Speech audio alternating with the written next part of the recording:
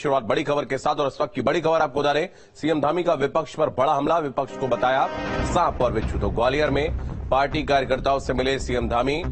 इस वक्त की बड़ी खबर आपको बता रहे, मुख्यमंत्री पुष्कर सिंह धामी ने विपक्ष पर बड़ा हमला किया है और विपक्ष को सांप और बिच्छू बताया है। तो ग्वालियर में पार्टी के कार्यकर्ताओं से सीएम धामी ने मुलाकात की है। तो मंगलवार देर शाम ग्वालियर पहुंचे उत्तराखंड के सीएम पुष्कर सिंह धामी ने बीजेपी कार्यकर्ताओं से मुलाकात की। गठबंधन को लेकर उन्होंने विपक्ष पर जमकर निशाना साधा। उन्होंने विपक्ष को सांप, बिच्छू, नेवला, केकड़ा बताया। उन्होंने कहा कि एमपी में बीजेपी की सरकार बनेगी।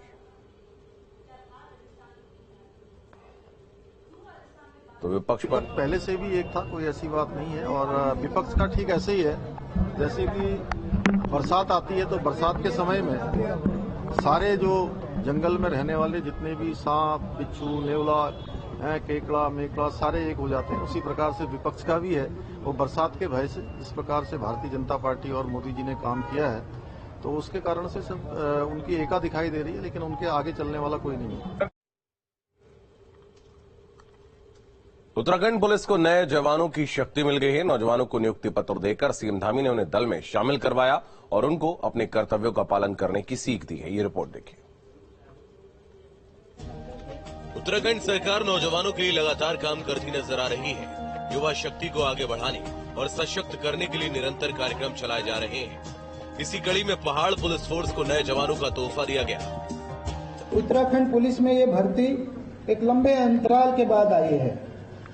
माननीय मुख्यमंत्री जी ने बार बार पुश किया, तब जाकर के ये भर्ती हमारे सामने आज हम इसका परिणाम देख रहे हैं।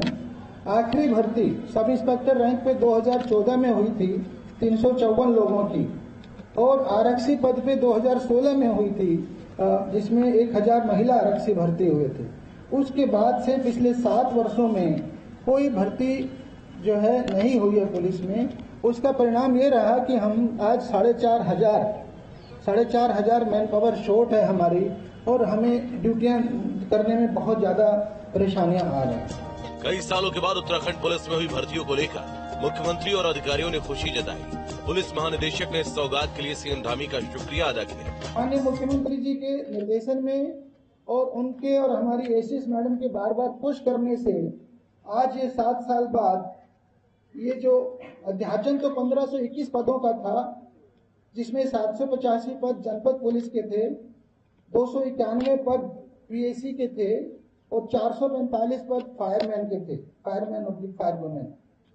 इस भर्ती हेतु मैं माननीय मुख्यमंत्री जी को अवगत कराना चाहूंगा कि इस भर्ती हेतु 2,60,000 अभ्यर्थियों ने अप्लाई किया था सर। और फिर पिछले वर्ष 2022 में इनका फिजिकल हुआ, 22 के अर्ली 22 में, और उसमें 1,30,000 अभ्यर्थी पास हुए।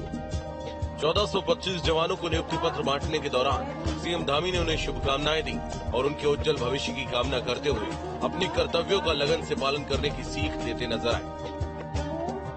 पुलिस आरक्षी पुलिस फोर्स की जो प्राथमिक इकाई है और जो विभाग में एक फाउंडेशन की तरह काम करते हैं, एक नींव की तरह कार्य करते हैं, एवं विभिन्न थाने, चौकियां, चौराहों पर पुलिस का फेस बनकर, यानी कि मुख्य चेहरा बनकर तैनात रहते हैं।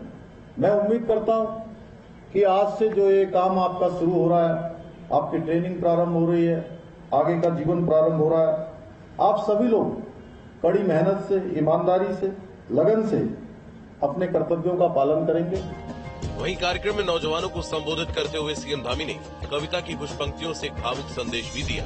और जिस उद्देश्य के लिए हमारी पुलिस बनी है, उस उद्देश्य को सार्थकता की ओर ले जाने के लिए, संकल्प की ओर ले जाने के लिए अपने संपूर्ण मनोयोग से काम करेंगे। आप सभी नियुक्ति पत्र प्राप्त करने वाले अभ्यर्थी देश सेवा के लिए आज से अपने परिवार से भी आप कहीं न कहीं परिवार को छोड़कर, अपने साथियों को छोड़कर, मित्रों को छोड़कर पुलिस की सेवा में आए हैं। इसलिए पुलिस के लिए किसी ने ठीक ही कहा है कि अपनों के लिए हर वादा तोड़ के आया हूं। मैं खाकी हूं, देश के लिए अपनों को रोता छोड़कर आया है। देहरादून में जिला पुलिस कांस्टेबल्स, पीएसी, आईआरबी और फायरमैन को नए जवान मिल गए। अब इनका ट्रेनिंग सेशन शुरू होगा और आगे चलकर ये जवान पुलिस महकमे की शान बनते नजर आएंगे। देहरादून से किशोर रावत के साथ टीम न्यूज स्टेट। 21 जून को होने वाले अंतर्राष्ट्रीय योग दिवस पर उत्तराखंड के प्रसिद्ध मंदिरों में योग दिवस का आयोजन किया जाएगा। मुख्यमंत्री पुष्कर सिंह धामी ने कहा कि उत्तराखंड योग की जन्मभूमि है और इस आधार पर देश दुनिया में उत्तराखंड के धार्मिक और पर्यटक स्थल प्रसिद्ध हों। इसके लिए योग दिवस के दिन हर प्रसिद्ध मंदिर और पर्यटक स्थलों पर योग दिवस का आयोजन किया जाएगा। दरअसल उत्तराखंड में पर्यटन को बढ़ावा देने के लिए और नए टूरिस्ट डेस्टिनेशन खोलने के लिए लगातार काम तेजी से चल रहा है। सीएम पुष्कर सिंह धामी ने कहा कि उत्तराखंड के धार्मिक स्थल पर्यटन क्षेत्र देश दुनिया में प्रसिद्ध हो, इसके लिए लगातार सरकार काम कर रही है। उत्तराखंड योग की, आयुष की और अध्यात्म की भूमि है, इसलिए योग का जो मूल केंद्र है वो भी हमारा उत्तराखंड है।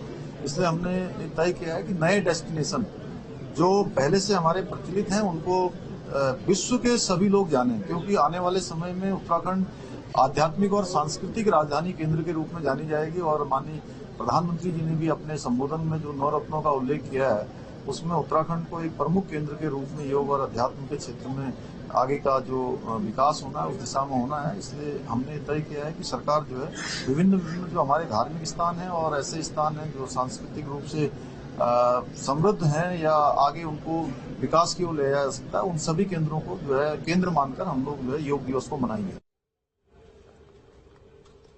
उत्तराखंड के प्रथम अशोक चक्र विजेता शहीद भवानी दत्त जोशी की स्मृति में चमोली के थराली में कार्यक्रम आयोजित किया गया, जिसमें सीएम धामी ने शिरकत की और इस दौरान सीएम ने शहीद स्मारक पर श्रद्धांजलि अर्पित की और पौधारोपण किया।